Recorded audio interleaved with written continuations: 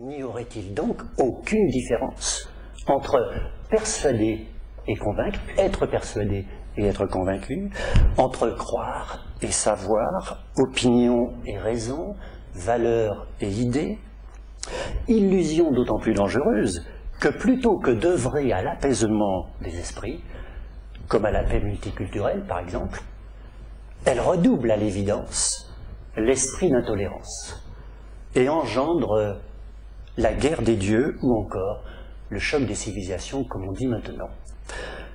S'il y a bien, en un dernier temps donc, s'il y a bien une positivité existentielle et donc une légitimité potentielle de la persuasion, n'est-ce pas sous condition d'un inventaire et d'un examen de la raison qui la remette, la persuasion, à la place qui lui revient dans l'existence humaine, étant donné la finitude de la condition d'être au monde sensible de l'homme, qui est un animal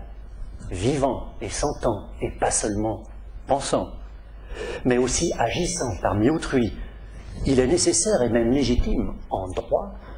que l'homme adhère à des représentations du monde, d'autrui, mais aussi de soi, sur le mode de l'intime persuasion, qui,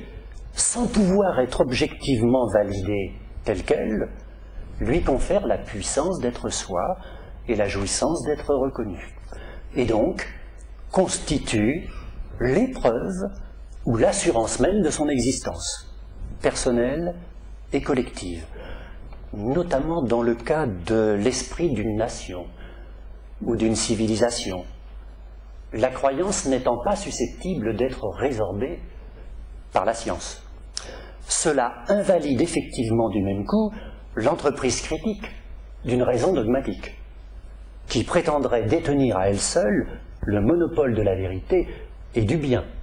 par la voie de l'administration d'une démonstration définitive et sans appel. Mais faut-il, pour autant, prendre pour argent comptant l'assurance de soi, voire l'arrogance à l'égard d'autrui, de ceux qui, faisant profession de foi de leur simple opinion, s'augmentent de leur croyance pour en faire accroire aux autres, jusqu'à déclarer l'ouverture d'hostilités récurrentes, voire continuelles, contre les incrédules, les incroyants, les mécréants, voire les infidèles, et même contre les croyants en d'autres valeurs que les leurs, comme cela se voit malheureusement de plus en plus aujourd'hui, jusqu'à la menace effective d'un choc des civilisations. Cela même semble bien exiger, au contraire, et de toute urgence, le recours, et même le retour, à une attitude réfléchie, à la fois modeste et néanmoins résolue, puisque seule la patience et longueur de temps du questionnement et de l'examen, de la prétention de la certitude subjective à constituer la vérité objective, peut éveiller l'esprit à la nécessité de ne pas s'en laisser accroire trop rapidement et entièrement,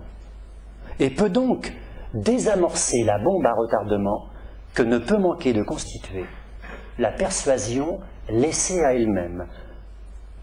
sous le couvert d'une pseudo-tolérance qui réduit la liberté de conscience à la liberté de croyance. Mais une telle liberté de penser, et non pas de croire, le cogito n'étant pas un credo, nécessite la reprise de soi par soi, de l'homme, de chacun d'entre nous, comme sujet pensant, l'ego du credo n'étant pas celui du cogito, qui se connaît soi-même, comme ayant à faire preuve du courage de penser par soi-même, en un dialogue permanent avec autrui, qui substitue l'autorité de l'argument le meilleur à l'argument d'autorité, ou encore l'exigence partagée d'une conviction élaborée ensemble, plutôt que l'attente, l'espoir ou l'espérance d'une irrésistible persuasion, qu'elle vienne d'ailleurs ou du fond du cœur. plutôt que de persister dans une persuasion entêtée, ou à l'opposé, de prétendre lui substituer une conviction arrêtée, il vaut mieux les soumettre toutes deux à une réflexion continuée. C'est alors qu'un tel exercice critique et autocritique de la raison permet par surcroît d'agréer des formes de persuasion potentiellement éclairantes et émancipatrices